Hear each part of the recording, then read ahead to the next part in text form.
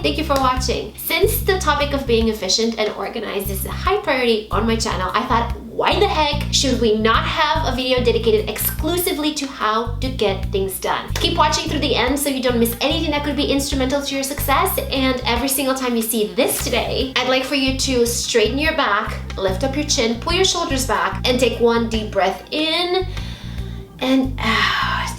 Stay tuned for today's fan shout out, and don't forget that there is a huge beauty giveaway happening right now on my channel through August 8th. That's it, let's get started and enjoy.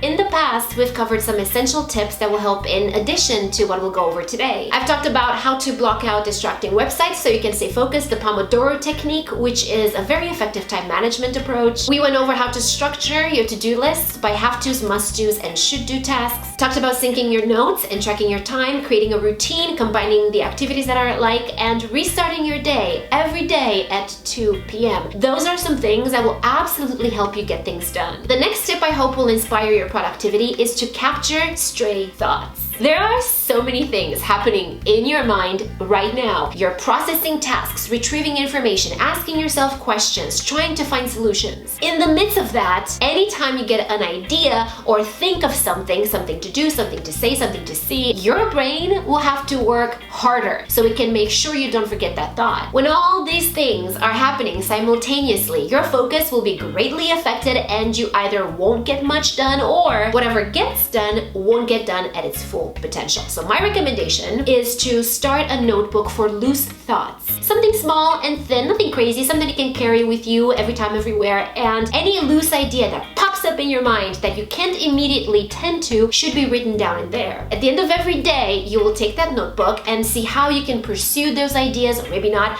maybe incorporate them into your to-do list, and so on. Tip number 2 is a classic procrastination hack that has proven itself to be effective over and over again, and that is the 10 plus 2 times 5 rule. Listen to this.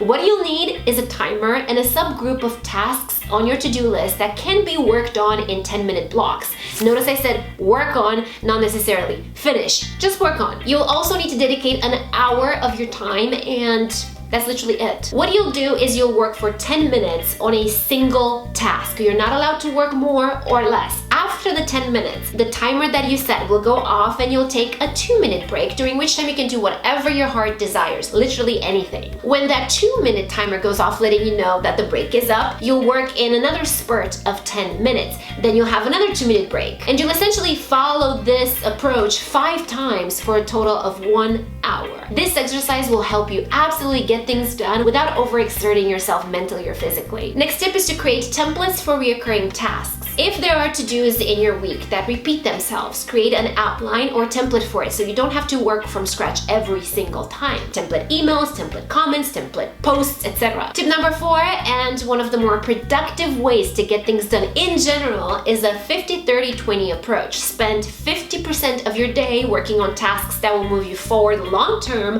30% of the time doing things that will affect you over the next 2 years, and then 20% of the time on things that will help you achieve your goals over the next 90 days to 6 months, so more short term. If that is too complicated to take in, try the Pareto principle instead, which says that in your day, believe it or not, only 20% will actually produce 80% of your results. So basically, prioritize the important work first. Both these ideas essentially say something very similar. Think long term when approaching your tasks and get the high impact tasks done first. How many times am I going to say the word task? Next idea is to assign a set amount of time to each task or project, during which you'll focus entirely on that one thing. You won't worry too much about finishing a specific task. This is mostly about giving that task your undivided attention. Timers and efficiency really go hand in hand if you notice the trend. Time log how you're spending your time. The best way to gauge if you're being proactive is by looking at how you spent your day. How many hours were dedicated to doing one thing? Did that thing work toward your long-term goals? You need to be accountable to yourself in order to get things done and get them done right.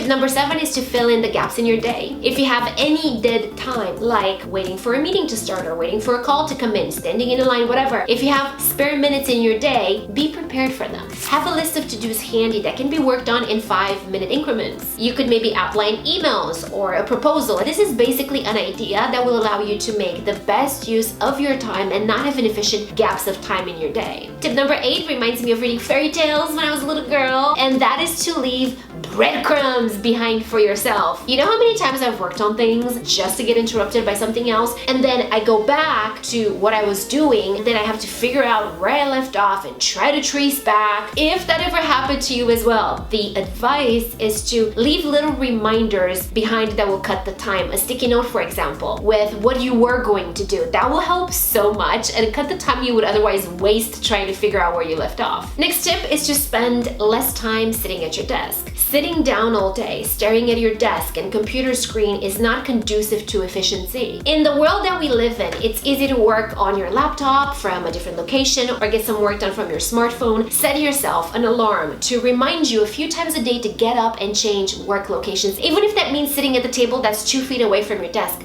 Do it. Temporarily sit there and do your work. Maybe you can stand up or walk around while you're writing your emails. This will really help you feel refreshed and definitely efficient. Tip number 10 is to make your Mondays more bearable by doing a little bit of work on Sunday. One of the reasons we dread Monday, right, is because we know we have so much shit waiting for us, not to mention that catching up is not the most efficient way to start your week. Instead, consider penciling into your calendar an hour or 2 of work on Sunday. You can work from home, from your patio, from the pool, wherever. You do not have to be in the office, but doing this will make such a big difference. Just try it for 2 weeks and see what it does to your productivity. Many successful people I've seen also dedicate 60 minutes each morning to working from home before leaving for the office. That's an aggressive approach, but it typically is the approach that separates the go-getters. It's a huge thing to do, I know, but you'll be amazed at how much more you get done and how much more efficient you become. Next tip is to take a midday workout break. Hitting the gym for 25 minutes or going for a walk around the block will help improve concentration levels and boost productivity. That is a fact. Tip 13 is to visualize every morning. Close your eyes for 2 minutes and see yourself in your mind being efficient, accomplishing your goals, getting things done. Feel the feeling of happiness and accomplishment. You'll be so much more motivated and feel so empowered after those 2 minutes, and that energy will trickle down into your actions for the day. Now, when I launched the procrastination video, I shared with my email subscribers a to-do list that in my opinion is very effective. I can send it to you if you are a new email subscriber. Just sign up and contact me and I will make sure that it gets sent to you. If this video inspired you in any way, please give it a like and subscribe to my channel for more. Follow along on Instagram and Snapchat and enter in the giveaway that launched this week. Today's fan shout out goes out to Larissa, or Mamica Linoa, how her channel is called. She is a beautiful Romanian vlogger who's been so supportive of my work and I really appreciate her. So thank you very much, beautiful Larissa. I love you guys. Thank you so much for watching. Thank you for being here and for your support. I'm really excited to see you again in a few short days in a new video. Next up, I'll have for you a bunch of international skincare hacks and recipes.